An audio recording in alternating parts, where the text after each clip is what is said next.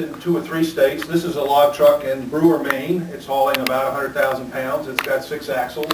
So we're not asking for something new here. We've got these configurations already operating on state roads. And I will say to you that the reason that this log truck is on this road in Brewer, Maine is because 5 miles away or less, there's an Interstate Highway 95, and it's not allowed on that highway. And we are living with a situation where we have this giant albatross around our neck of the 80,000 pound load limit, and it's forcing trucks like this to traverse our small towns and communities, posing the hazard that Mike talked about to pedestrians and other traffic in our towns. I want to talk a little about the benefits of this proposal, and they are pretty much illustrated on one of the other sheets in your folder. We asked one of our member companies to take a look at their 18 mill locations and give us an estimate of what kind of benefits would accrue if they were able to switch their hauling from 5 axles and 80,000 pounds to 6 axles and 97. And we took this data because we felt it was very credible and realistic and conservative, and we applied it to the whole universe of all of the mills that are left in the U.S. that haul pulpwood. These are mills, pulp mills, and they're also OSB, Oriented Strand Board mills. And we predict, or we feel through this projection,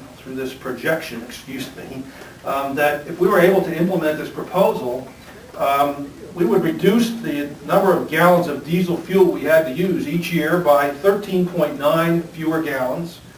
We would reduce our truckloads to move all this material from the forest to the mills by 1.3 million truckloads. We would drive 69.5, almost 70 million miles less on all roads by Institunius, so there'd be 79 million miles less wear and tear on the roads. On CO2 emissions, we produce those when we burn diesel in these trucks. We know that we would reduce these emissions by 242 million pounds a year.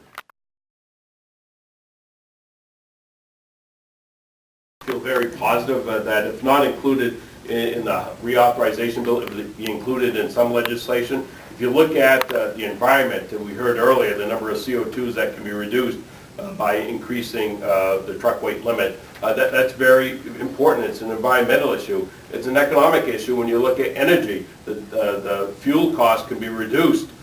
During the testimony, IP testified that by increasing the weight limit, you can take 150 trucks off the road, but it also, they could save, I think it's $73,000 a week in fuel costs. So it's an energy issue as well. And if we're going to talk about bailout of the auto industry, trying to make manufacturing more competitive, here's a situation where we actually can do it without costing any money. It actually can save money and save lives, and that's the argument that we definitely have to move forward.